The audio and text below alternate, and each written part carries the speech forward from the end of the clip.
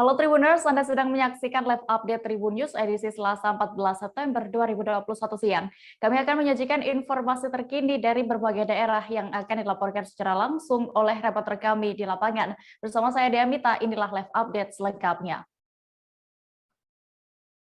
Pelaksanaan seleksi kompetensi dasar atau SKD CPNS pemerintah Provinsi Sulawesi Selatan dimulai hari ini, Selasa 14 September 2021. Pelaksanaan tes dibagi 3 tahap dalam sehari. Pantauan Tribun Timur saat tes SKD calon pegawai negeri sipil Pemprov Sulsel ini, terdapat ibu-ibu yang tengah hamil besar bersemangat untuk mengikuti tes. Informasi lengkapnya akan disampaikan oleh rekan jurnalis Tribun Timur, Siti Aminah yang kini sudah tersambung bersama kami. Halo rekan Siti.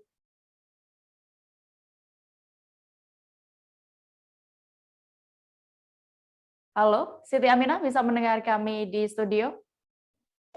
Baik, rekan Dea di studio dan juga dapat saya sampaikan bahwa hari ini telah berlangsung seleksi kompetensi dasar CPNS yang melamar di instansi pemerintah Provinsi Sulawesi Selatan. Dan berdasarkan pantauan kami tadi, telah berlangsung sesi kedua pada pelaksanaan hari ini, di mana di mana setiap harinya ada 3 sesi yang dilakukan. Sesi pertama hingga ketiga terbagi menjadi 600 peserta. Dan pada saat sesi kedua tadi, di tempat ada 2 ibu hamil yang sedang hamil besar mengikuti dan sangat bersemangat untuk ikut seleksi SKD Pemprov proses seleksi CPNS di Sulawesi Selatan. Ibu Pasal sendiri sudah 2 kali mengikuti tes dan Ibu sudah 3 kali mengikuti tes. Oke, Siti Aminah, lalu selain 2 ibu hamil besar tadi ya yang tetap semangat mengikuti tes CPNS, SKD CPNS ini, ada berapa totalnya yang mengikuti seleksi di hari pertama ini? Baik, untuk hari pertama ini memang panitia mempersiapkan 600 kursi atau 600 komputer untuk masing-masing sesi diisi oleh 600 peserta, tapi pada saat sesi pertama tadi hanya diikuti oleh 488 peserta, di mana ada 110 peserta yang tidak hadir atau tidak mengkonfirmasi kehadirannya sama sekali, dan 2 diantaranya terlambat, jadi mereka dinyatakan didiskualifikasi atau tidak bisa lagi mengikuti proses seleksi ini. Sementara untuk sesi kedua diikuti oleh 5 peserta, dan di sesi kedua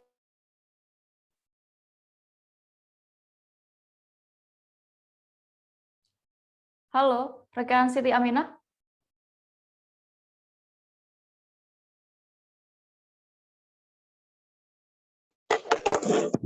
Baik, saya lanjutkan Dea. Untuk proses sesi kedua ini ada 100 peserta yang tidak hadir atau tidak mengkonfirmasi kehadirannya, dan 2 diantaranya datang terlambat dan sudah tidak bisa mengikuti proses seleksi. Oke. Baik, ya. Lalu bisa Anda informasikan tadi bagaimana untuk pengawasannya sendiri, terlebih untuk prokes ya, karena ini juga masih dalam situasi pandemi. Baik, Dea. Untuk pengawasannya sendiri, pemerintah telah menurunkan 30 petugas keamanan untuk berjaga di area tersebut, di mana 20 diantaranya berasal dari aparat kepolisian dan 10 diantaranya berasal dari Satpol PP Provinsi Sulawesi Selatan. Dan untuk penjagaannya sendiri, protokol kesehatannya sendiri betul-betul sangat ketat. Jadi pada saat peserta datang, mereka diarahkan untuk mencuci tangan terlebih dahulu, lalu mereka disediakan tempat menunggu. Jadi sembari menunggu mereka melakukan proses administrasi dan harus atau wajib menyertakan bukti hasil PCR atau antigen mereka, di mana swab PCR itu berlaku 2 kali 24 jam dan antigen berlaku 1 kali 24 jam. Peserta juga wajib memakai masker 3 lapis. Dan di sana juga ada pemeriksaan protokol kesehatan, tentu pengecekan suhu tubuh. Jadi bagi peserta yang di atas 37 derajat Celcius, mereka akan dialihkan ke tempat ruang khusus namanya hot room. Jadi mereka melaksanakan tes secara terpisah dengan peserta lainnya. Baik, terima kasih rekan jurnalis Tribun Timur Siti Aminah untuk laporannya. Selamat kembali bertugas. Kita menuju informasi berikutnya, Tribuners. Dinas Kesehatan dan Keluarga Berencana Kabupaten Kayong Utara, Kalimantan Barat menggelar tes swab antigen massal. Kegiatan ini menyasar peserta calon pegawai negeri sipil dan pegawai pemerintah dengan perjanjian kerja atau PPPK. Hal ini untuk mendukung para peserta yang wajib tes swab antigen dan tes PCR sebagai syarat bisa mengikuti tes tersebut. Detail informasinya akan disampaikan langsung oleh rekan wartawan Tribun Pontianak, Jovi Lasta, yang kini sudah bergabung bersama kami. Halo rekan Jovi.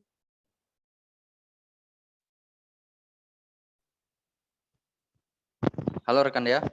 Iya, Jovi, bisa Anda gambarkan bagaimana tadi saat liputan Anda suasana tes swab antigen di Dinkes dan Keluarga Berencana Kabupaten Kayong Utara ini? Nah, bisa saya sampaikan kepada Tribun yang ada di mana saja bahwa pihak pemerintah daerah melalui BKPSDM Kabupaten Kayong Utara bersinergi dengan Dinas Kesehatan dan Keluarga Berencana Kabupaten Kayong Utara serta tim Satgas Covid melaksanakan tes swab antigen ditujukan kepada peserta tes SKD CPNS dan PPK di wilayah Kabupaten Kayong Utara. Nah, untuk situasi dan kondisi yang ada di Dinas Kesehatan dan Keluarga Berencana tersebut, saat ini cukup antusias ya para peserta tes SKD CPNS untuk melakukan tes swab antigen. Nah, untuk tesnya sendiri ini, ini ditujukan kepada CPNS yang melaksanakan tes SKD menggunakan chat yang dilakukan pada tanggal 14 September tahun 2021, yaitu hari ini ya, hari Selasa. Kembali rekan. Oke, Jovi, lalu pada hari ini ada berapa banyak pantauan Anda tadi peserta CPNS yang mengikuti tes swab antigen di Dinkes Kayong Utara? Nah, untuk di wilayah Kabupaten Kayong Utara sendiri, untuk peserta tes SKD CPNS-nya itu 231 peserta. Nah, untuk melaksanakan tesnya sendiri ini ditujukan kepada 231 peserta tersebut.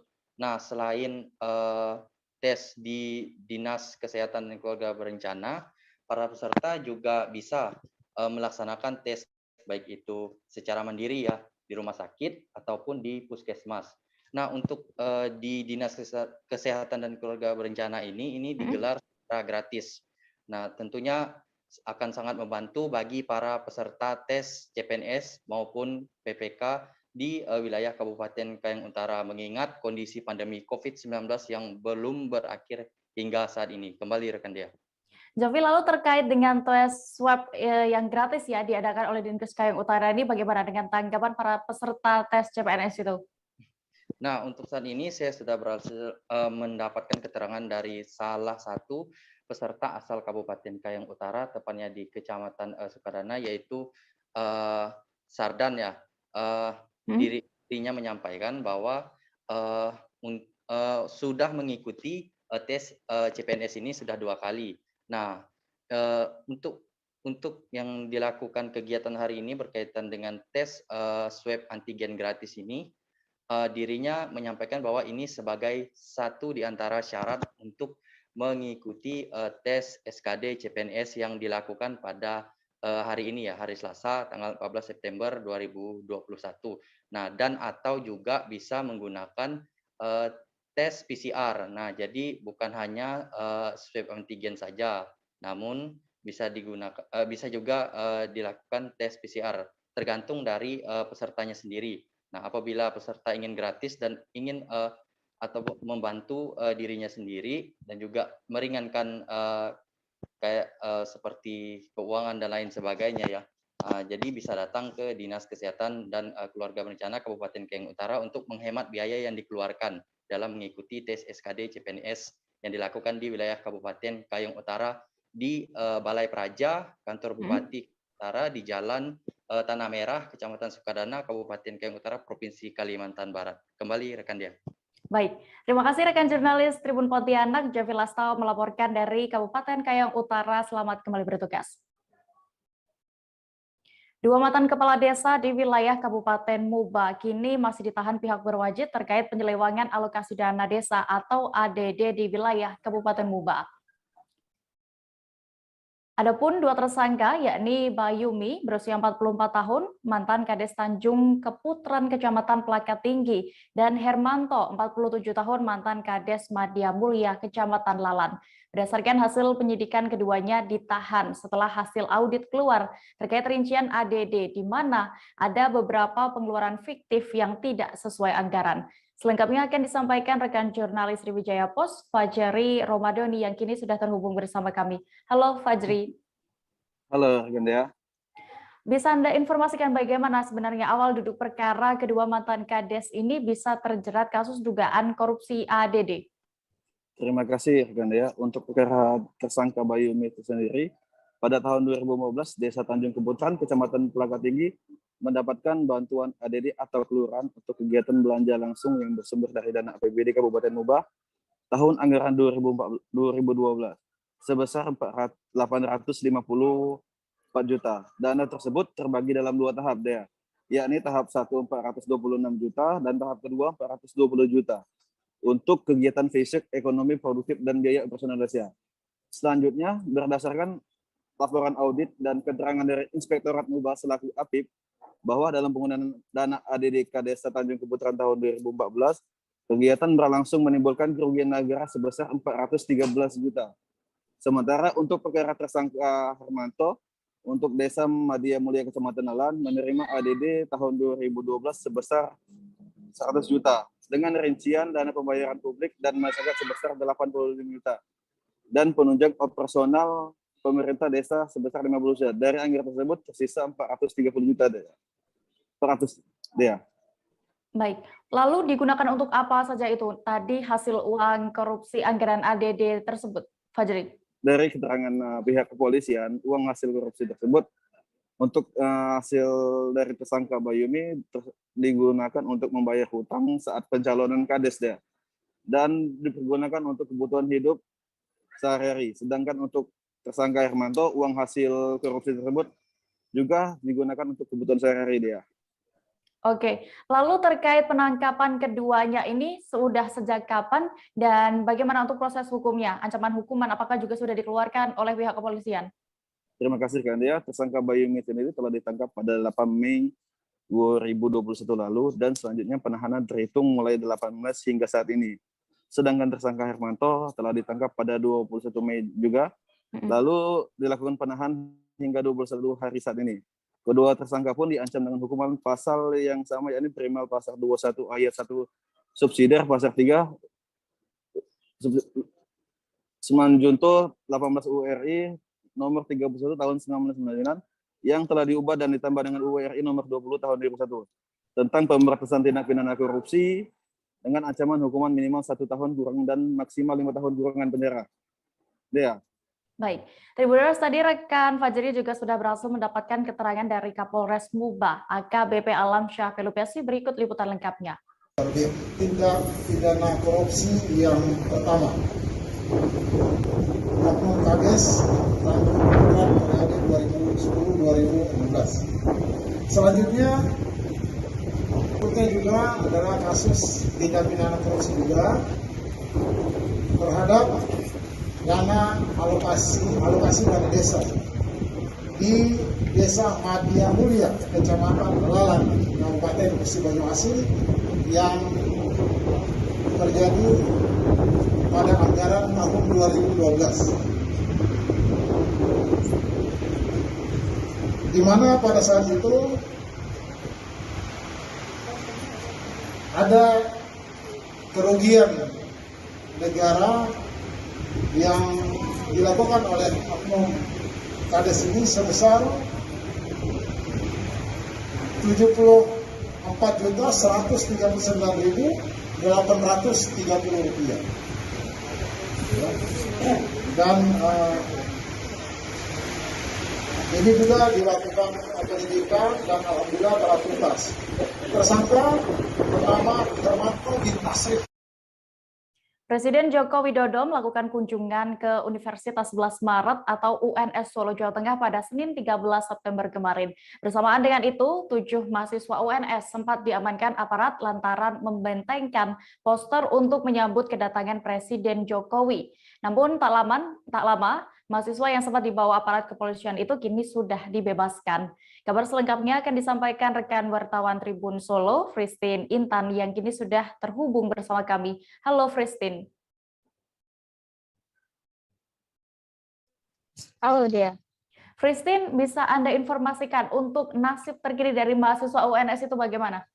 Baik, terkait dengan sebelumnya dikabarkan bahwa 7 mahasiswa UNS yang dilakukannya pengamanan oleh pihak kepolisian. Ternyata dalam pengusurannya ada 10 mahasiswa yang terjaring ataupun diamankan oleh pihak kepolisian terkait dengan melakukan aksi penunjukan poster di halte UNS, tepatnya saat Jokowi ataupun Presiden Jokowi datang ke UNS pada pukul 11 pada hari Senin kemarin. Begitu dia. Dan dari kesempatan itu juga saat dilakukannya pengamanan, telah dilakukannya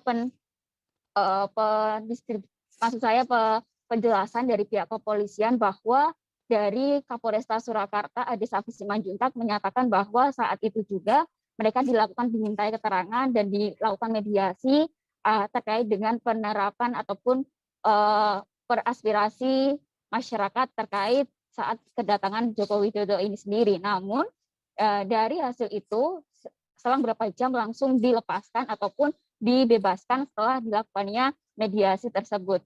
Dea.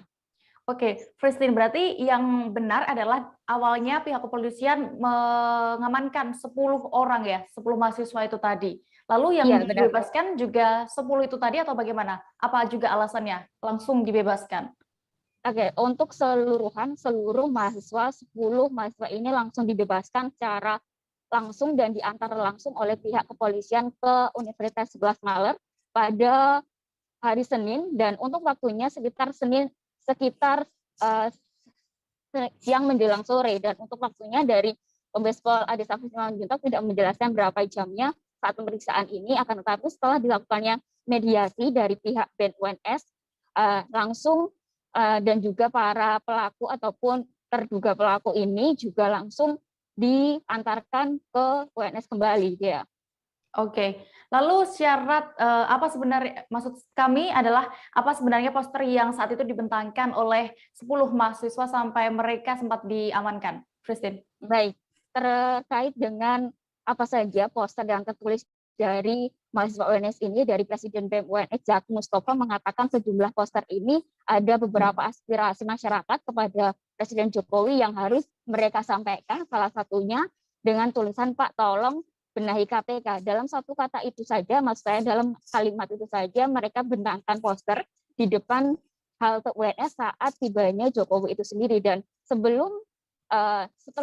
sesaat pembentangan itu langsung juga diamankan oleh Satreskrim Polresta Surakarta dan dimintai keterangan, karena pada dasarnya saat melakukan aksi ini tidak ada izin dari pihak kepolisian dan tidak ada pemberitahuan, sehingga saat itulah maka pihak kepolisian melakukan pengamanan itu karena tidak tahu apakah itu aksi apa dan apa maksudnya dari pihak mahasiswa, begitu ya. Baik, Tribuners, tadi rekan Christine juga sudah berhasil mendapatkan keterangan dari Kapolresta Solo. Berikut keterangan lengkapnya. Bijak dalam mengakses segala kegiatan yang digitalisasi, ya, pelajari dengan benar, mengerti, pahami, baru kemudian bisa bergabung atau terhubung dengan semua aktivitas kegiatan yang berangkat dari digitalisasi di internet, sehingga diharapkan tidak ada lagi korban-korban baru gitu ya yang timbul dari akibat arisan online yang ada saat ini. Kita masih menunggu para korban lainnya.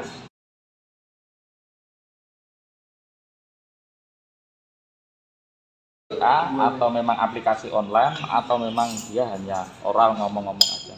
Deh, nanti kita akan update kembali dari hasil penyelidikan.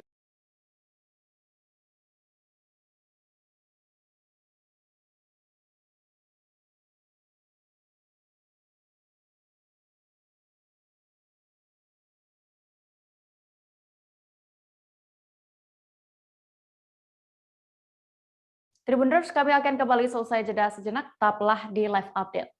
Oke, apa kabar Bang Arifki di sini untuk strateginya? Kalau saya sendiri di Game Week 37 ini yang semalam baru mulai, saya udah Sebenarnya aku nggak ngerasa itu penangkapan atau penggerbegan atau apapun itu. Karena gitu, posisinya aku kriteria. Jadi kita mengenal disebut dengan stroke yang tidak berdarah dengan stroke yang berdarah.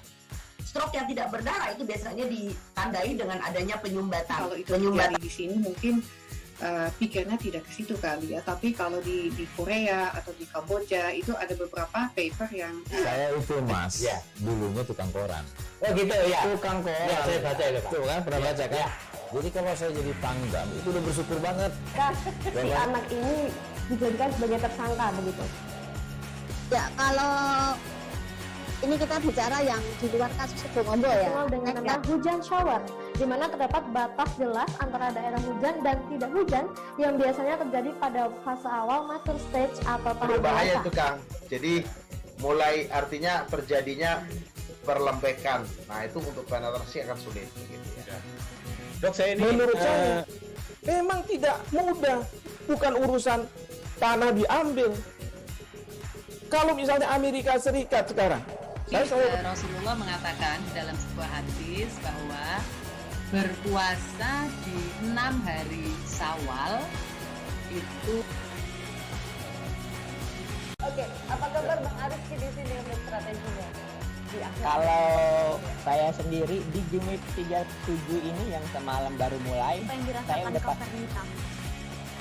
Sebenarnya aku nggak ngerasa itu penangkapan atau penggerebegan atau apapun itu, karena gini loh, posisinya aku kriteria. Jadi kita mengenal disebut dengan stroke yang tidak berdarah dengan stroke yang berdarah.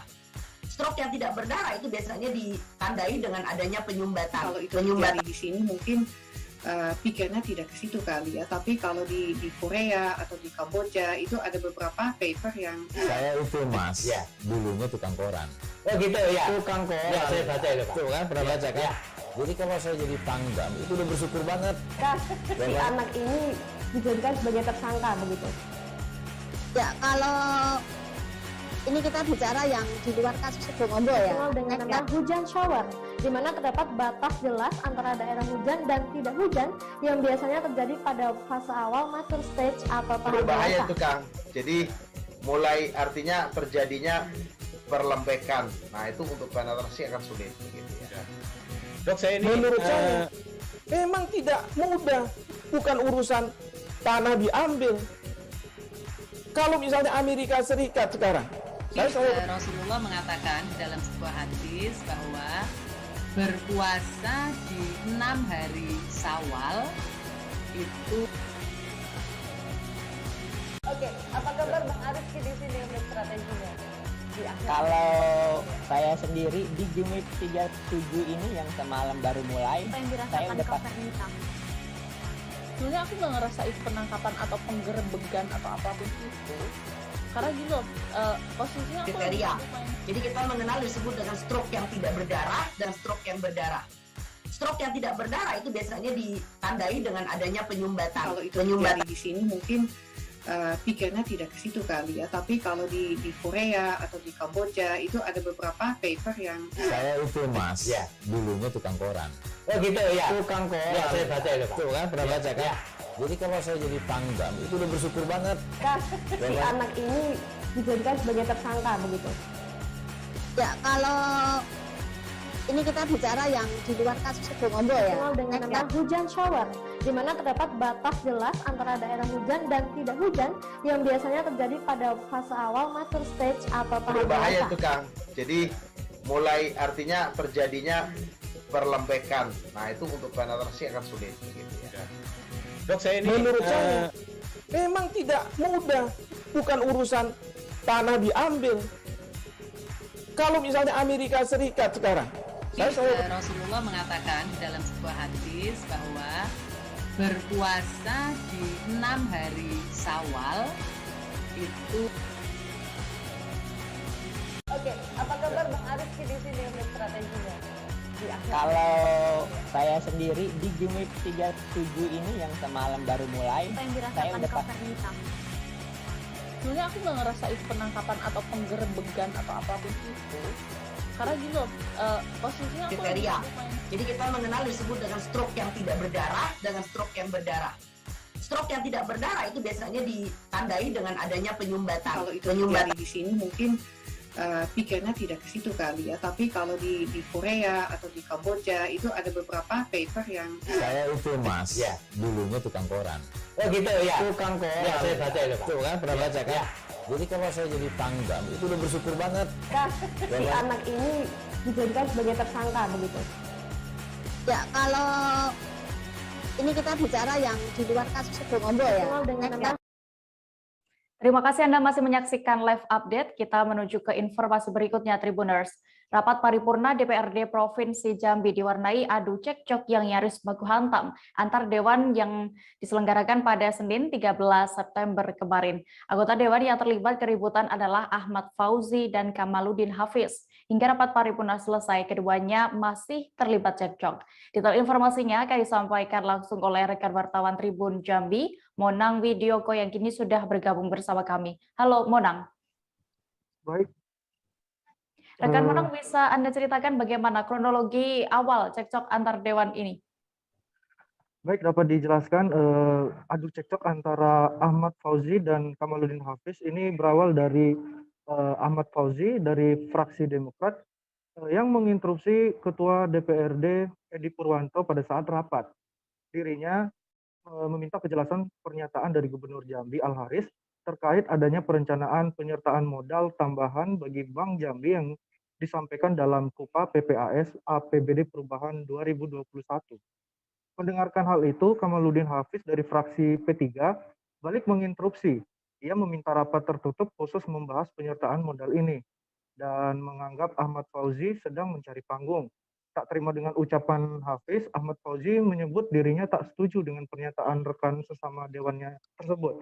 Selepas sidang ditutup, keduanya masih tampak belum puas. Keduanya pun menuju bangku penonton sidang di bagian belakang. Mereka saling berbicara berdua dan tampak salah satu dari mereka mendorong sehingga harus dilerai dari peserta rapat lainnya. Demikian. Oke, cekcok ini berawal dari Ahmad Fauzi yang menginterupsi Ketua DPRD. Lalu bagaimana tanggapan dari Ketua DPRD sendiri terkait kejadian ini, Monang? Ketua DPRD Edi Purwanto menyatakan kedua pihak saat ini sudah berdamai. Setelah dari kegiatan paripurna tersebut, kami mengkonfirmasi menurutnya ini merupakan bagian dari dinamika dalam penyampaian pendapat. Menurut Edi Purwanto, Edi juga menuturkan saat ini pihak yang sempat panas sudah kembali bertugas dan menyelesaikan masalahnya. Demikian. Baik, terima kasih rekan wartawan Tribun Jambi, Monang Widioko untuk laporannya. Selamat kembali bertugas. Kita beralih ke Sumatera Selatan, Tribuners. Sebagian besar sopir speedboat di Dermaga 16 Ilir Palembang, Sumatera Selatan tidak menyediakan life jacket sesuai standar jumlah kapasitas penumpang. Para sopir yang sehari-hari mengantar penumpang di Dermaga 16 Ilir ini ke berbagai daerah kabupaten di Sumsel ini mengeluh dan beralasan penyediaan life jacket akan memakan tempat, sehingga membuat jumlah penumpang yang bisa diangkut menjadi sedikit. Kabar selengkapnya akan disampaikan rekan wartawan dari Tribun Sumsel, Rahmat Kurniawan, yang kini sudah terhubung bersama kami. Halo rekan Rahmat. Halo Dea.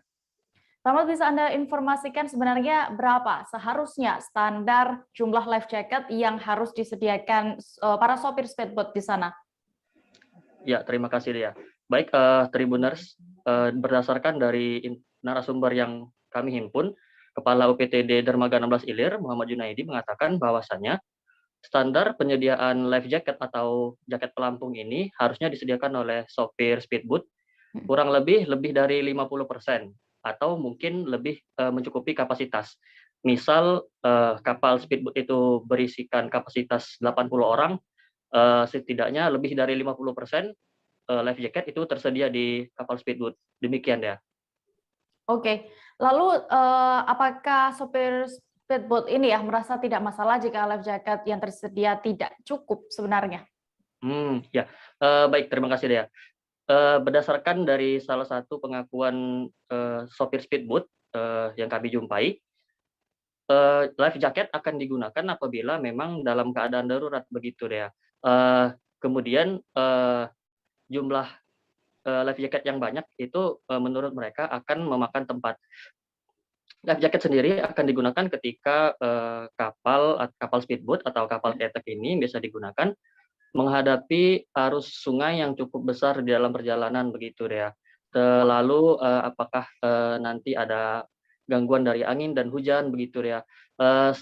Ketika menghadapi kondisi tersebut, para sopir ini akan memberhentikan sementara kapalnya, kemudian akan melanjutkan perjalanan begitu deh. Oke, terkait jaket pengaman ini ya pelampung ini, sebenarnya kapan terakhir kali Dinas Perhubungan setempat memberikan bantuan lagi? Terakhir bantuan life jacket atau jaket pelampung ini terakhir diberikan oleh Dinas Perhubungan Kota Palembang adalah tahun ini, sekitar ada 20 unit. Namun kemudian Dinas Perhubungan setempat berencana akan kembali memberikan bantuan life jacket kepada sopir speedboat yang belum memiliki life jacket yang sesuai standar begitu deh. Baik, Tribuners, tadi rekan Rahmat juga sudah berhasil mewawancarai sopir dari speedboat, beberapa sopir dari speedboat tadi, dan juga Kepala UPTD Pelabuhan 16 Ilir Muhammad Junaidi. Berikut liputan lengkapnya. Pak, dengan harapannya kepada pemerintah Pak saat lagi pandemi seperti ini apa Pak? Jangan banyak aturan. Oke, untuk tujuan kita biasanya kemana Pak? Dari 8. Pak, kalau dalam perjalanan itu biasanya ada life jacket ya gitu sediakan Pak, jaket pengaman Pak, penumpang. Ada.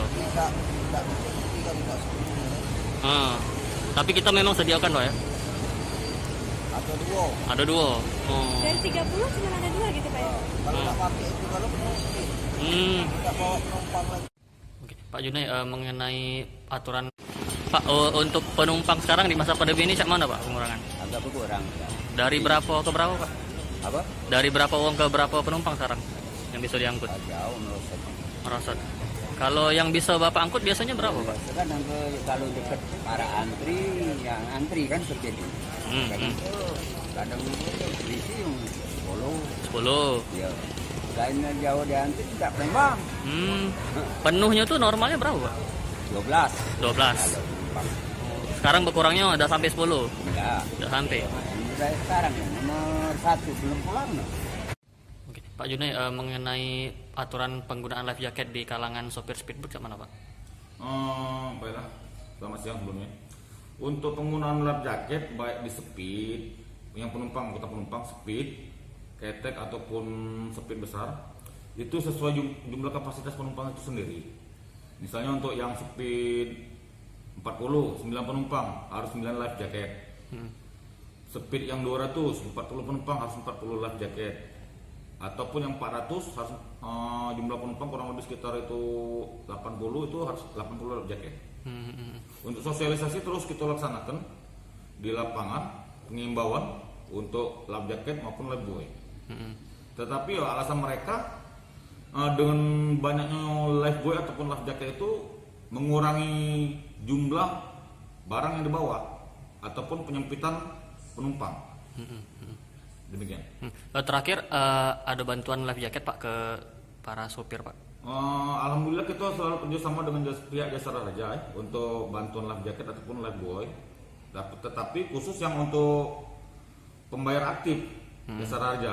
Yang di luar itu kita tidak kasih bantuan. Demikian. Mungkin ada upaya lain Pak untuk mengupayakan bantuan berupa pengadaan life jacket ke depannya nanti? Kita mengusulkan ke kantor untuk yang belum dapat life jacket di luar Jasa Raja, mungkin kita siapkan anggaran dari kantor untuk bantuan life jacket pada pihak supir ketek ataupun speed. Demikian. Pak, untuk rata-rata penumpang di dermaga ini rata-rata berapa per bulan Pak? Kurang lebih per bulannya itu untuk yang speed penumpang itu di data kita 720 baik penumpang masuk ataupun penumpangnya keluar. Untuk yang speed. Untuk yang ketek kurang lebih sekitar 37 per bulan. Kalau untuk jumlah speedboat dan ketek yang beroperasi di dermaga 16 Ilir ini total berapa kira-kira Pak? Total untuk yang kapal, yang speed itu sekitar 120. Campur speed besar 400 ataupun 200 ataupun yang 40 PK. Untuk yang ketek kurang lebih sekitar 38. Tim gabungan dari Polda Riau dan Polres Rohul berhasil menangkap komplotan perampok pembobol mesin ATM. Para pelaku itu terlibat aksi pembobolan mesin ATM sebuah bank BUMN di Desa Rambah Hilir, Kecamatan Rambah Hilir, Kabupaten Rokan Hulu. Dalam aksinya, para tersangka menggondol uang senilai 755 juta rupiah. Kabar selengkapnya akan disampaikan rekan wartawan dari Tribun Pekanbaru, Rizky Armanda yang kini sudah terhubung bersama kami. Halo Rizky. Ya, halo Dea. Rizky, bisa Anda ceritakan bagaimana kronologi pembobolan mesin ATM dan juga hingga akhirnya para pelaku bisa berhasil ditangkap? Ya, baik. Dapat saya laporkan bahwa ada 4 orang tersangka dalam kasus perampokan uang di mesin ATM Bank BRI di Kabupaten Rokan Hulu ini. Awalnya keempat tersangka berhasil mengecoh seorang teknisi mesin ATM bernama Daniel Sapta, di mana salah seorang tersangka mengaku sebagai pimpinan bank tersebut. Lalu mereka menjemput teknisi bernama Daniel itu ke rumah kontrakannya dengan alasan untuk diajak memperbaiki mesin ATM yang rusak. Tanpa curiga, korban lalu mengiyakan ajakan tersebut. Kemudian sesampainya di mobil, ternyata para tersangka yang sudah menunggu langsung menyekap korban. Korban diikat dan juga mulutnya dilakban. Kemudian korban dibawa ke mesin ATM yang dimaksud dan diminta untuk membuka laci ATM di bawah tekanan, di mana para tersangka saat itu juga menggunakan senjata tajam jenis pisau sangkur. Karena di bawah tekanan yang membahayakan, lalu korban bersedia membuka laci mesin ATM dan para tersangka menguras habis uang yang ada di mesin ATM itu senilai kurang lebih 755 juta rupiah. Kemudian korban dibawa kembali masuk ke dalam mobil dan dibawa menuju daerah Sumatera Barat. Di salah satu daerah di sana, kemudian korban diturunkan secara paksa dan tersangka meneruskan perjalanannya untuk kabur, begitu. Oke, lalu ini pelaku lebih dari 1 orang. Bisa Anda jelaskan bagaimana apa saja peran mereka dan juga latar belakang mereka sebelumnya? Ya, baik. Tersangka pertama yang berhasil ditangkap yakni pria berinisial RT alias RS.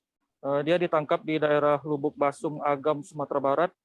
Dan dalam kasus ini tersangka RT bertindak sebagai inisiator sekaligus eksekutor dalam melancarkan perampokan. Dari pengembangan penangkapan terhadap tersangka RT, polisi berhasil menangkap tersangka lainnya yakni BM alias BY di Kota Jakarta. BM ini perannya adalah sebagai supir.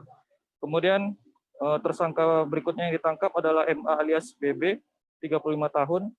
Tersangka ini sebagai eksekutor juga yang mengaku sebagai manajer Bank BRI. Tersangka MA ini ditangkap di daerah Surabaya. Kemudian terakhir tersangka HB alias BL, 42 tahun. Dalam aksi ini dia juga bertindak sebagai eksekutor dan berhasil ditangkap di Banyuwangi, Jawa Timur. Salah seorang tersangka yakni RT alias RS diketahui merupakan otak pelaku dan juga pecatan dari pengawal teknisi ATM, begitu. Oke, lalu saat ditangkap barang bukti apa saja yang berhasil disita pihak kepolisian dari para pelaku ini dan juga bagaimana dengan ancaman hukumannya, Rizky?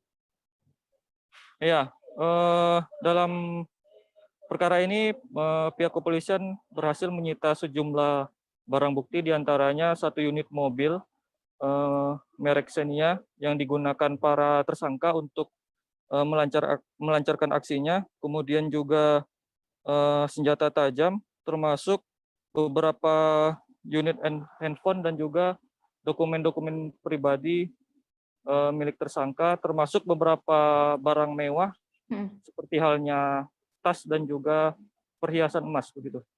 Dan untuk para tersangka dalam kasus ini dijerat dengan pasal 365 KUHP, di mana ancamannya adalah kurungan penjara selama 9 tahun. Baik, Tribuners, tadi rekan Rizky juga sudah berhasil mendapatkan keterangan dari Kabid Humas Polda Riau, Kombes Pol Sunarto. Berikut liputan lengkapnya.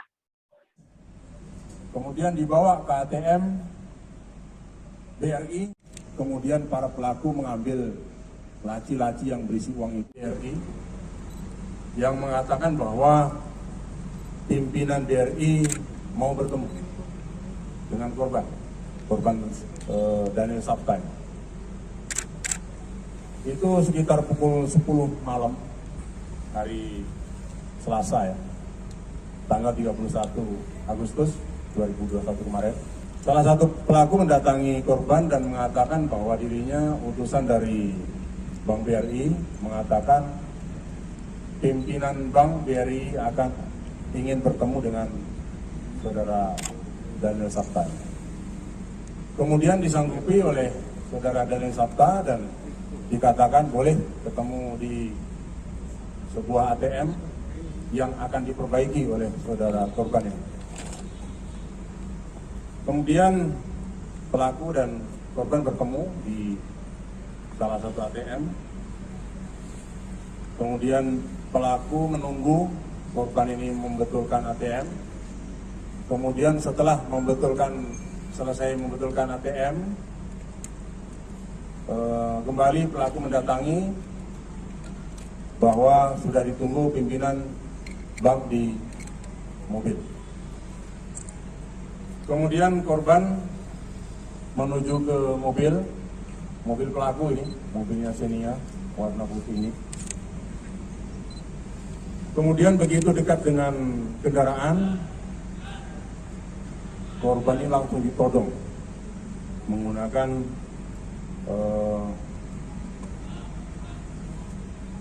pisau.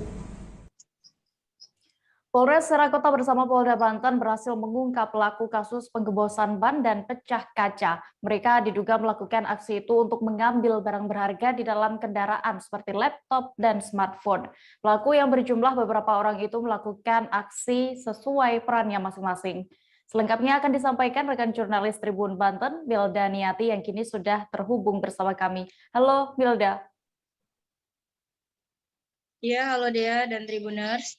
Milda, berdasarkan informasi yang sudah Anda himpun, bisa Anda informasikan berapa total jumlah pelaku pecah ban dan juga pecah kaca ini, dan juga ditangkap di mana saja mereka? Nah, oke. Sebelumnya Polres Serang Kota menangkap 5 orang tersangka pelaku pemecahan kaca mobil dan juga gembos ban di daerah Kota Serang, tepatnya pada hari Jumat 10 September 2021 pukul 4:30 sore. Nah, sebelumnya pihak kepolisian Polres Serang Kota sudah mengintai para pelaku itu dari Jakarta dan Kota Serang. Nah, saat dilakukan penangkapan yaitu di Jalan Diponegoro, Kota Serang, polisi berhasil menangkap 5 orang tersangka berinisial LS, BG, EW, DS, dan SK. Masing-masing tersangka ini berasal dari daerah Sumatera dan juga dari daerah Sukabumi, begitu deh. Oke. Berarti ini berasal dari luar Jawa, tapi juga ada yang dari Sukabumi tadi. Lalu sudah berapa lama mereka melancarkan aksi merugikan ini, dan bagaimana modusnya?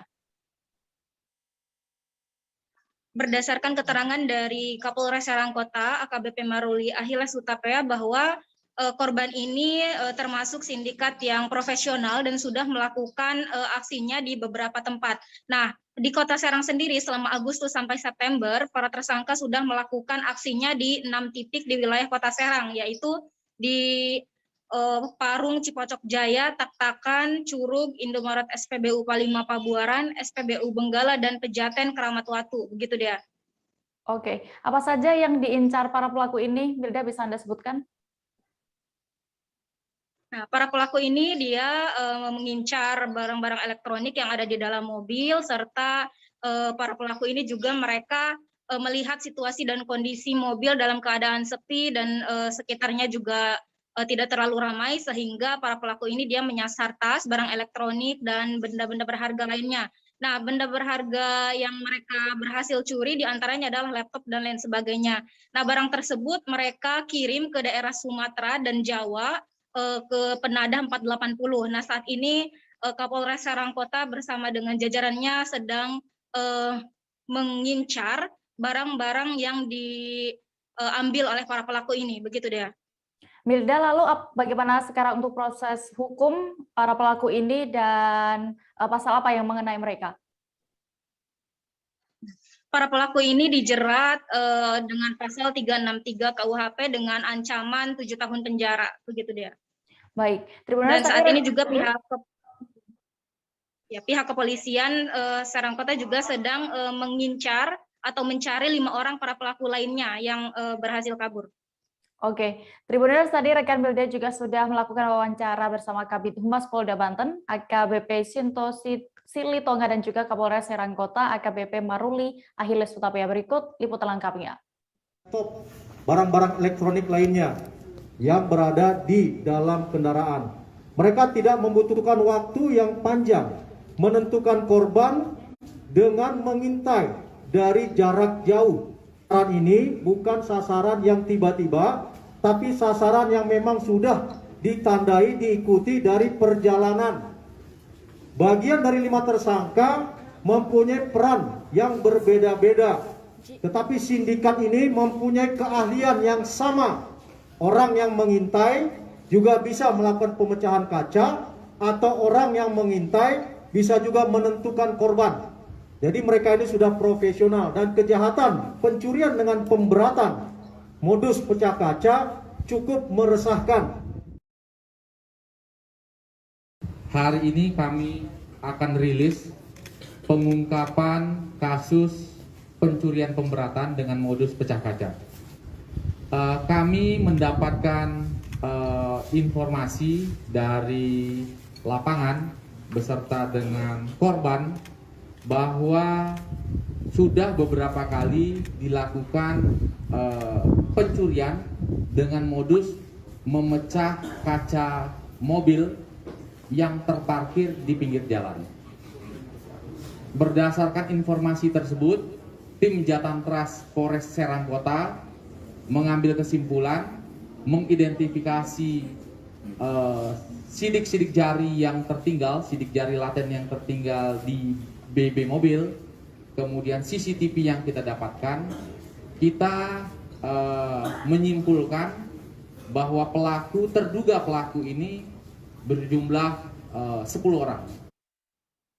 Kita beralih ke Kepulauan Riau, Tribuners. Seorang ibu rumah tangga berinisial YI menjadi korban ruda paksa di rumahnya sendiri di wilayah Kampung Melayu Batu Besar, Batam. Ibu rumah tangga itu diancam seorang pria bernama Lanuhudi alias Udin berusia 39 tahun yang masuk ke dalam rumahnya dengan mencungkil jendela. Saat itu korban tengah sendirian lantaran suaminya tengah tidak berada di rumah. Informasi lengkapnya akan disampaikan oleh rekan jurnalis Tribun Batam, Dipa Nusantara, yang kini sudah terhubung bersama kami. Halo Dipa. Halo rekan Dea. Dipa, bisa Anda ceritakan kembali bagaimana kronologi lengkapnya peristiwa ruda paksa ini? Oke, baik rekan Dea. Jadi berdasarkan hasil keterangan pihak kepolisian saat konferensi pers pengungkapan dilakukan, Lanuhudi ini alias Udin ini ditangkap di Kampung Aceh, Kota Batam pada tanggal 10 September lalu, di mana memang penangkapan ini berdasarkan 3 laporan dari warga yang telah terjadi di Batu Besar, di mana laporan pertama yang telah dilakukan oleh ibu rumah tangga berinisial YI, di mana laporan atas pelaku Udin itu atas dugaan pemerkosaan. Lalu berikutnya ada laporan terhadap pelecehan seksual terhadap anak di bawah umur. Lalu kemudian juga ada laporan terkait pencurian, di mana memang Udin ini diketahui melakukan aksi bejatnya pertama kali terhadap ibu rumah tangga tersebut, di mana keadaan rumah saat itu memang sedang kosong dan suami dari si korban sedang berada di luar, tepatnya sekira pukul 2 pagi. Mungkin begitu rekan Dea terkait kronologi singkatnya.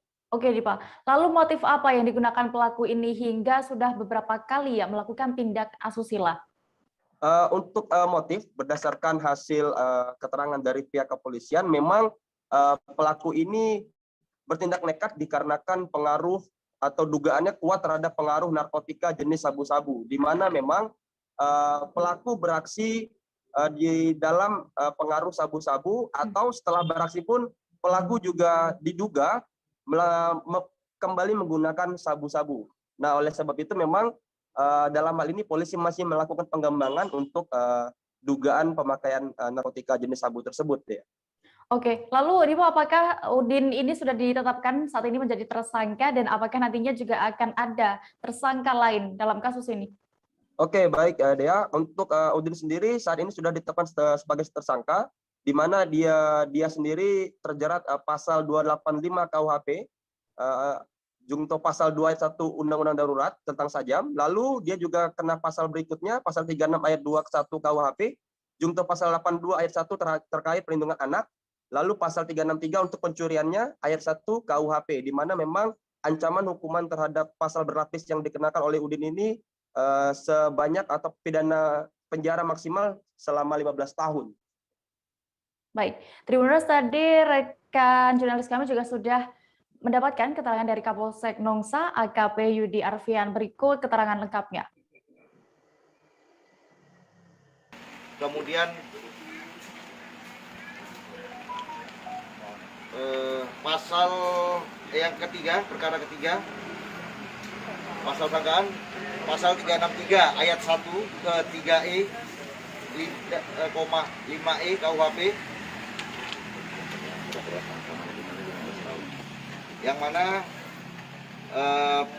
dari perkara yang ketiga setelah mencari informasi dari perkara ketiga setelah pelaku mengambil handphone, jadi pelaku langsung memilah melalui WA yang ada foto perempuan, dia video call sambil onani video call. Tadi dia tidak menunjukkan muka, dia menunjukkan alat kelamin, dia onani. Adapun ancaman maksimal 15 tahun. Tribuners, kami masih akan kembali dengan informasi menarik lainnya. Tetaplah di live update. Oke, apa kabar Bang Ariski di sini untuk strateginya? Kalau saya sendiri di Jumit 37 ini yang semalam baru mulai, saya udah sebenarnya aku nggak ngerasain penangkapan atau penggerebegan atau apapun itu, karena gitu posisinya aku kriteria. Jadi kita mengenal disebut dengan stroke yang tidak berdarah dengan stroke yang berdarah. Stroke yang tidak berdarah itu biasanya ditandai dengan adanya penyumbatan. Kalau itu terjadi di sini mungkin pikirnya tidak ke situ kali ya, tapi kalau di Korea atau di Kamboja itu ada beberapa paper yang saya itu Mas, ya, dulunya tukang koran. Oh gitu ya. Tukang koran. Ya, saya baca itu Pak. Tuh kan pernah baca kan? Ya. Jadi kalau saya jadi pangdam itu udah bersyukur banget. Si anak ini dijadikan sebagai tersangka begitu. Ya, kalau ini kita bicara yang di luar kasus Bongombo ya. Dengan nama hujan shower, di mana terdapat batas jelas antara daerah hujan dan tidak hujan yang biasanya terjadi pada fase awal mature stage atau tahap berbahaya dewasa. itu Kang. Jadi mulai artinya terjadinya perlembekan. Nah itu untuk penetrasi akan sulit. Gitu ya. Dok, saya ini Menurut saya memang tidak mudah. Bukan urusan tanah diambil. Kalau misalnya Amerika Serikat sekarang, Rasulullah mengatakan dalam sebuah hadis bahwa berpuasa di 6 hari Syawal itu. Oke, apa kabar Bang Ariski di sini untuk strateginya?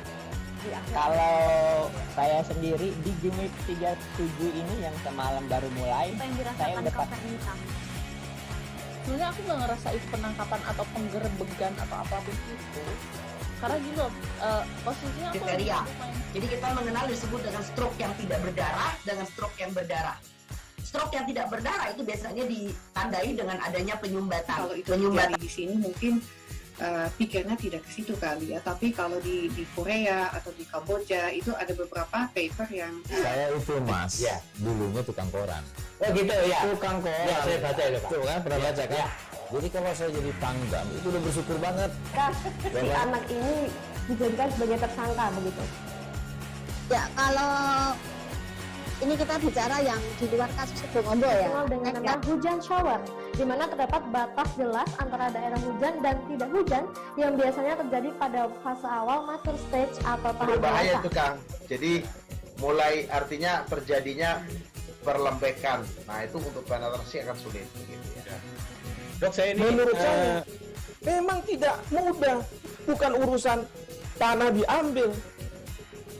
Kalau misalnya Amerika Serikat sekarang, Rasulullah mengatakan dalam sebuah hadis bahwa berpuasa di 6 hari Syawal itu.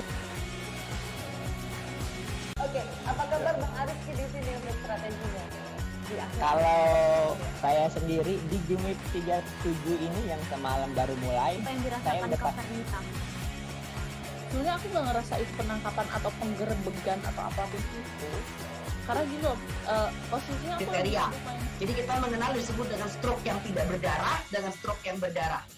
Stroke yang tidak berdarah itu biasanya ditandai dengan adanya penyumbatan. Kalau itu terjadi di sini mungkin pikirnya tidak ke situ kali ya, tapi kalau di Korea atau di Kamboja itu ada beberapa paper yang saya itu mas, ya dulunya tukang koran. Oh gitu ya, Tukang koran. ya saya baca itu Pak. Tuh kan pernah baca kan? Ya. Jadi kalau saya jadi pangdam itu udah bersyukur banget. Si anak ini dijadikan sebagai tersangka begitu. Ya, kalau ini kita bicara yang di luar kasus Sebongombo ya. Dengan nama hujan shower, di mana terdapat batas jelas antara daerah hujan dan tidak hujan yang biasanya terjadi pada fase awal mature stage atau tahap berbahaya dewasa. itu Kang. Jadi mulai artinya terjadinya perlembekan. Nah itu untuk penetrasi akan sulit. Gitu ya. Dok, saya ini menurut saya memang tidak mudah, bukan urusan tanah diambil. Kalau misalnya Amerika Serikat sekarang, Rasulullah mengatakan dalam sebuah hadis bahwa berpuasa di 6 hari Syawal itu. Oke, apa kabar Bang Ariski di sini untuk strateginya? Kalau saya sendiri di Jumip 37 ini yang semalam baru mulai, saya udah sebenarnya aku nggak ngerasa itu penangkapan atau penggerebegan atau apapun itu, karena gini loh, posisinya aku kriteria. Jadi kita mengenal disebut dengan stroke yang tidak berdarah dengan stroke yang berdarah. Stroke yang tidak berdarah itu biasanya ditandai dengan adanya penyumbatan. Kalau itu terjadi di sini mungkin pikirnya tidak ke situ kali ya, tapi kalau di Korea atau di Kamboja itu ada beberapa paper yang saya itu mas, ya dulunya tukang koran.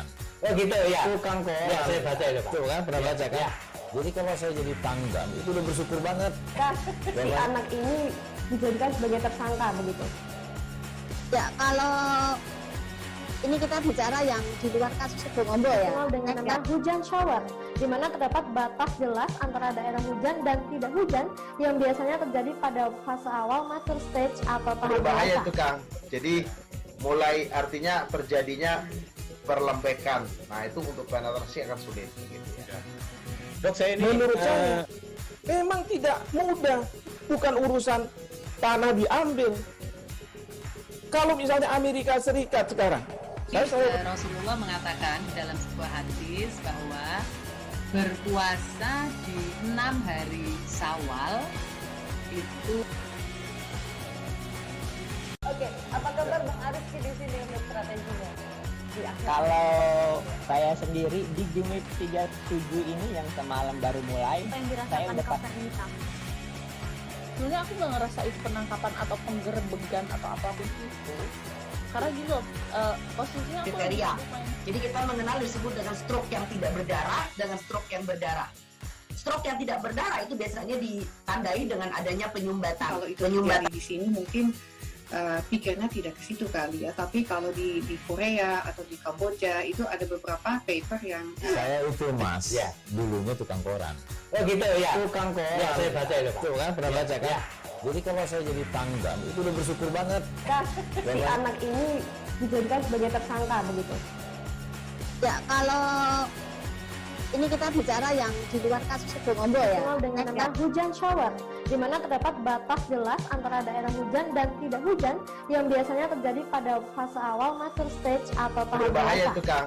Jadi mulai artinya terjadinya perlembekan. Nah itu untuk penetrasi akan sulit. Gitu ya. Dok, saya ini menurut saya memang tidak mudah, bukan urusan tanah diambil. Kalau misalnya Amerika Serikat sekarang, Kembali di live update Tribuners, kita menuju ke informasi berikutnya. Hujan angin yang sempat terjadi di wilayah Kota Ranai Natuna, Provinsi Kepulauan Riau sempat menghebohkan warga Ranai dan sekitarnya. Pasalnya, pasca hujan, terdapat fenomena yang terbilang cukup langka, yaitu angin puting beliung yang berputar-putar di atas laut. Kejadian yang hanya berlangsung sekitar 5 menit itu pun kemudian menjadi tontonan warga. Informasi lengkapnya akan disampaikan rekan jurnalis Tribun Batam, Ilham Muhammad, yang kini sudah terhubung bersama kami. Halo rekan Ilham. Ya, halo rekan Dea. Ilham, bisa Anda ceritakan, dijelaskan kembali kapan sebenarnya peristiwa angin puting beliung di tengah laut ya, di tengah laut ini terjadi? Oke, baik rekan Dea dan Tribuner semua, bahwa kejadian dari angin puting beliung di atas laut ini terjadi beberapa hari yang lalu, tepatnya pada hari Minggu ya, itu tanggal 12 September 2021, itu terjadi sekitar pukul 13.20 WIB ataupun siang ya, di mana saat sebelum turunnya angin puting beliung di atas laut itu sempat Natuna ataupun Ranai sempat diguyur hujan cukup intensitas hujan yang cukup deras gitu. Ya, Ilham. Lalu bagaimana dengan komentar warga yang menyaksikan langsung fenomena angin puting beliung di atas air laut atau water spout ini? Oke, baik rekan Dea. Jadi ingin saya sampaikan bahwa kejadian angin puting beliung ini persis di Kota Ranai, itu di depan di tepi pantai sekitar 200 hingga 300 meter dari bibir pantai ya, Tribuners. Di mana saat itu masyarakat ataupun warga Natuna dari Ranai itu sedang melakukan aktivitas dan kemudian menyaksikan, hanya beberapa orang yang berhasil menyaksikan kejadian langka ini ataupun angin puting beliung ini, sehingga masyarakat yang ketika itu menyaksikan turunnya angin puting beliung di atas laut langsung mengabadikan. Bahkan salah satu dari masyarakat itu sangat merasa bersyukur dikarenakan berhasil mengabadikan momen langka tersebut. Meskipun demikian, dia mengaku juga sangat berbahaya dengan adanya kejadian angin puting beliung ini, di mana menurut dia apabila angin puting beliung itu bisa sampai ke daratan, maka akan memporak-porandakan wilayah yang ada di sekitar putaran itu. Ilham, lalu apakah sudah ada penjelasan dari pihak BMKG terkait fenomena ini dan juga imbauan dari pihak BMKG? Oke, baik rekan Dea. Terkait dengan peristiwa itu, dari Prakirawan BMKG Ranai, Dani Pangestu, menjelaskan bahwa pusaran angin yang terjadi kemarin biasa disebut dengan water spot. Nah, menurutnya fenomena water spot itu sering terjadi di saat musim hujan, musim peralihan, baik dari musim hujan ke penghujan ke kemarau ataupun sebaliknya dari musim kemarau ke musim penghujan. Nah, ia menjelaskan bahwa mekanisme pembentukan water spot itu sama dengan angin puting beliung biasa yang terjadi di daratan. Nah, kemudian fenomena ini muncul dari sistem awan cumulonimbus yang turun ke bawah seperti belalai dan hanya terjadi di atas laut. Kemudian adanya wind shear serta ketidakstabilan atmosfer mendukung kuat terjadinya water spot. Nah, terlebih dari itu, ia juga menghimbau kepada masyarakat Natuna yang dimana pada umumnya adalah nelayan untuk lebih berhati-hati dan waspada, di mana saat ini kita sedang memasuki musim hujan yang artinya dan juga cuaca ekstrim, karena menurut dia saat ini sudah terdeteksi awan cumulonimbus di atas Kabupaten Natuna, sehingga ia menghimbau kepada masyarakat nelayan untuk berhati-hati dan waspada ketika hendak turun melaut apabila cuaca ekstrim ataupun tidak bersahabat, untuk tidak turun melaut terlebih dahulu, sehingga untuk menunggu cuaca reda lalu untuk turun ke laut. Begitu. Baik, terima kasih rekan jurnalis Tribun Batam, Ilham Muhammad, untuk laporannya. Selamat kembali bertugas. Beralih ke informasi berikutnya. Seorang warga Pekon Sidoharjo, Kecamatan Pringsewu, Kabupaten Pringsewu, Lampung, ditemukan tewas di dalam gubuk miliknya. Peristiwa meninggalnya pria 56 tahun bernama Turino itu sempat membuat gempar warga sekitar. Saat itu, Torino sudah di dalam posisi tergeletak di dalam gubuk saat pertama kali ditemukan. Detail informasinya akan disampaikan oleh rekan wartawan Tribun Lampung, Didik Budiawan, yang kini sudah bergabung bersama kami. Halo Didik.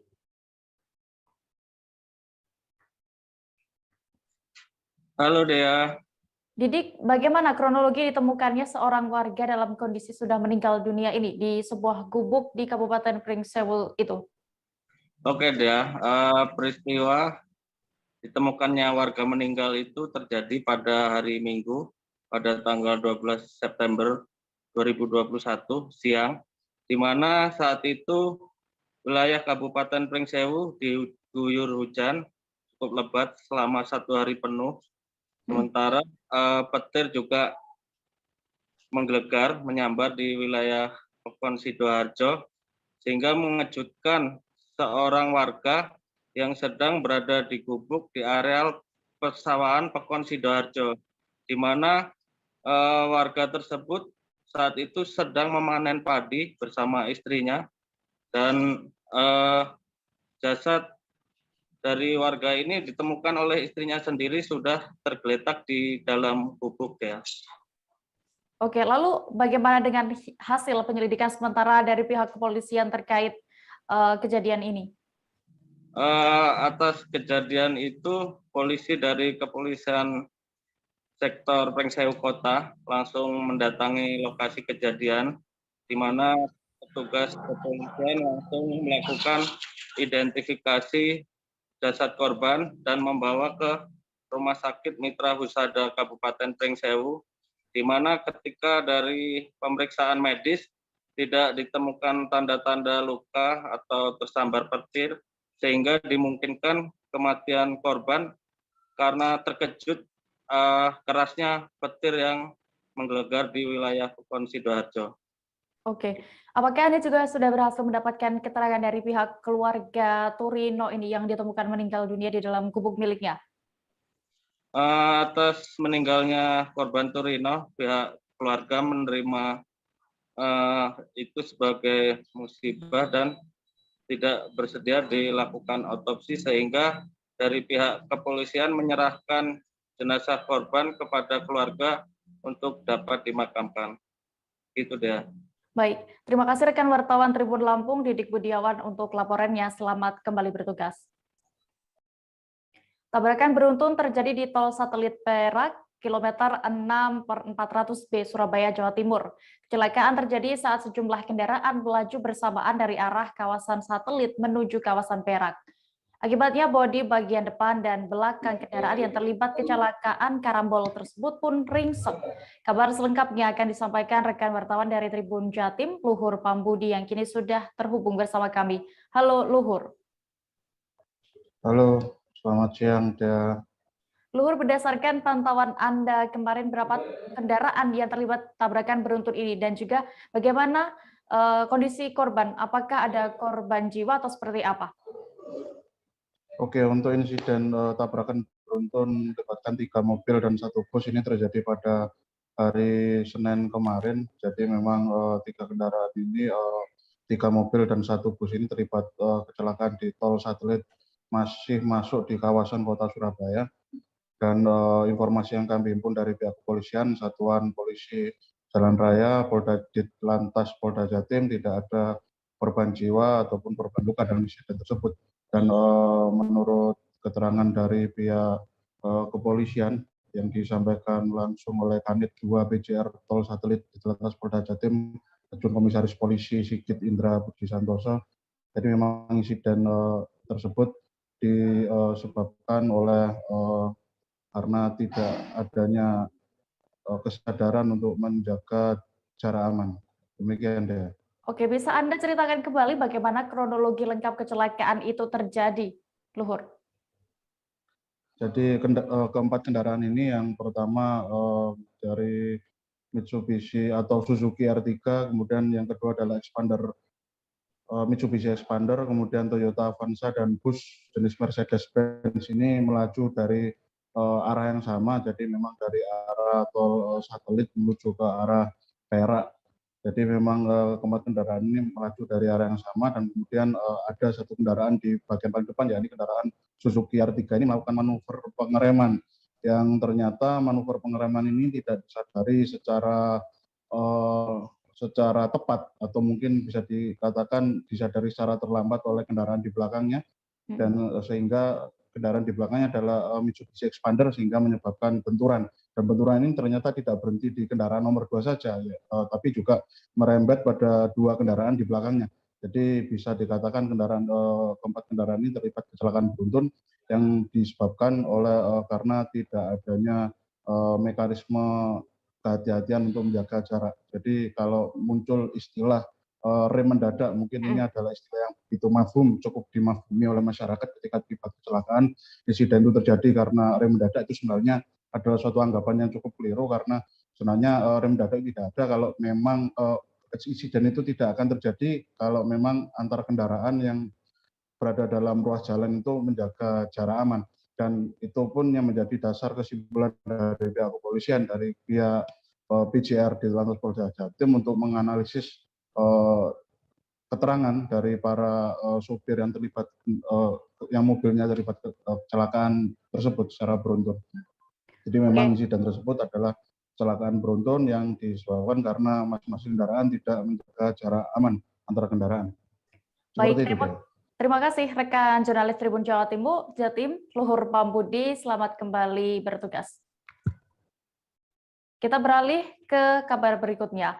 Seekor hiu tutul terdampar di pantai Desa Bira Barat, Kecamatan Ketapang, Kabupaten Sampang, Madura. Ikan yang biasa disebut ikan modung oleh warga setempat ini sontak menjadi tontonan warga.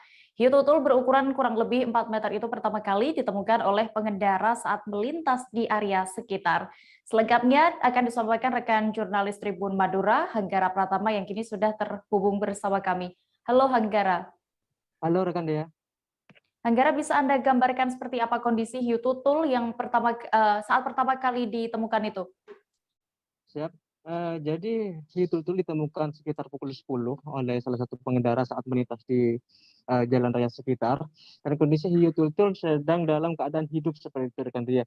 Sehingga pengendara tersebut langsung menuju ke warga sekitar saat itu sedang berkumpul di pinggir jalan dan berbondong-bondong untuk menuju ke lokasi hiu tutul, sehingga upaya penyelamatan dengan menggunakan alat seadanya dilakukan. Namun dengan kondisi besarnya hiu tutul, upaya tersebut tidak membuahkan hasil dan setelah beberapa jam hiu tutul mati di lokasi tersebut. Oke, berarti warga sekitar sudah sempat ya berinisiatif untuk bisa melakukan pertolongan terhadap hiu tutul itu, namun gagal akhirnya. Lalu apakah sudah diketahui apa sebenarnya penyebab hiu tutul itu akhirnya terdampar ke bibir pantai? Sesuai dari keterangan warga setempat bahwa pada saat itu memang kondisi ombak cukup tinggi sehingga dimungkinkan hiu tutul tergulung ombak hingga ke bibir pantai, dan pada saat itu juga bibir pantai dalam keadaan surut sehingga hiu tutul tersebut sulit untuk menuju ke tengah kembali seperti itu. Oke, baik, terima kasih rekan Tribun Madura, Hanggara Pratama untuk informasinya. Selamat kembali bertugas. Kita beralih ke informasi berikutnya. Pembatasan PPKM level 3 tak harus mematikan kreativitas manusia. Pasalnya masih ada ruang untuk berkreasi, berekspresi, asalkan mau berpikir dan berikhtiar. Seperti yang dilakukan oleh pasangan Vicky Koluai dan juga Nita Gandis Kolang yang menikah dengan cara yang unik. Keduanya juga mengadakan pernikahan tanpa harus mengundang banyak orang lantaran aturan pembatasan PPKM level 3 masih diterapkan di Kabupaten Minahasa Utara. Kabar selengkapnya akan disampaikan rekan wartawan dari Tribun Manado, Arthur Robis, yang kini sudah terhubung bersama kami. Halo rekan Arthur. Ya, selamat siang rekan Dea. Arthur, bisa Anda ceritakan apa sebenarnya yang melatar belakangi kedua mempelai ini menggelar pernikahan yang unik? Jadi rekan Dea dan seluruh Tribuners di seluruh Indonesia, memang Kabupaten Minahasa Utara dan Provinsi Sulawesi Utara secara keseluruhan memang dihebohkan dengan perkawinan ini, perkawinan ala Jepang, di mana kedua mempelai memakai gaun pernikahan Jepang.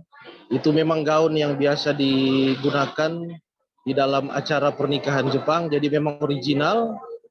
Dan yang melatar belakangi keduanya melakukan itu adalah karena memang keduanya adalah mahasiswa tamatan dari sastra Jepang yang ingin mengekspresikan dirinya, minatnya ke dalam perkawinan, karena keduanya juga sudah 11 tahun pacaran dan baru saat ini menikah. Jadi ini momen yang spesial yang tentu saja harus dirayakan dengan spesial sesuai dengan minat keduanya. Demikian rekan Dea. Iya, lalu bisa Anda gambarkan bagaimana dengan suasana pernikahan saat itu, di mana ini juga masih PPKM level 3 ya, rekan Arthur? Jadi suasana perkawinan sesuai dengan prokes level 3 adalah di Minahasa Utara menggelar perkawinan dengan 2 sesi. Jadi ada 2 sesi acara resepsi yang digelar.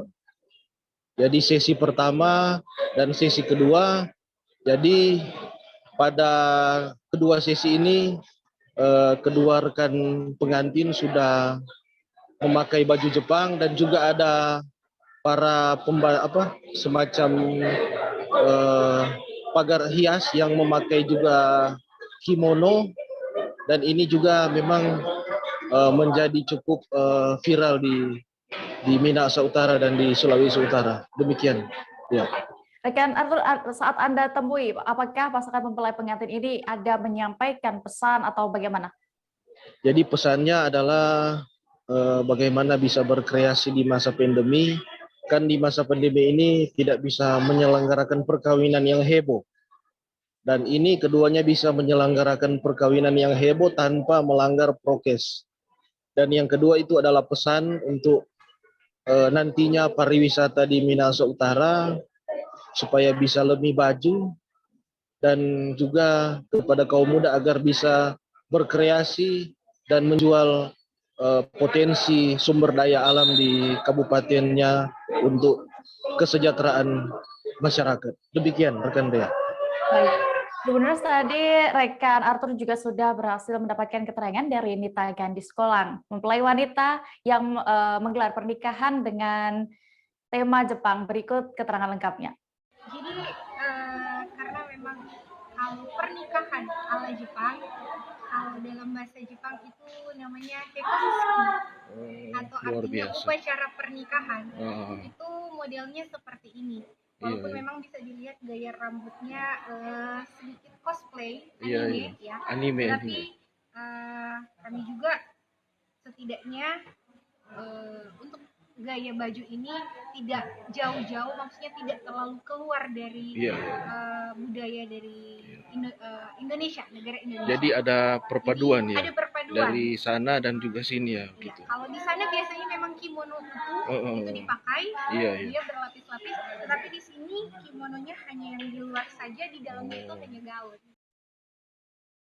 Informasi tadi sekaligus menutup perjumpaan kita dalam live update siang ini, Tribuners. Jangan lupa untuk terus memperbaharui kabar terupdate lainnya di seluruh kanal YouTube Tribun Network. Dan juga Tribuners, lantaran masih di tengah suasana pandemi, kami kembali mengingatkan kepada Anda untuk selalu menerapkan protokol kesehatan dimanapun berada. Mewakili kru yang bertugas, saya Diamita pamit. Terima kasih dan sampai jumpa. Jangan lupa like, subscribe, dan share ya!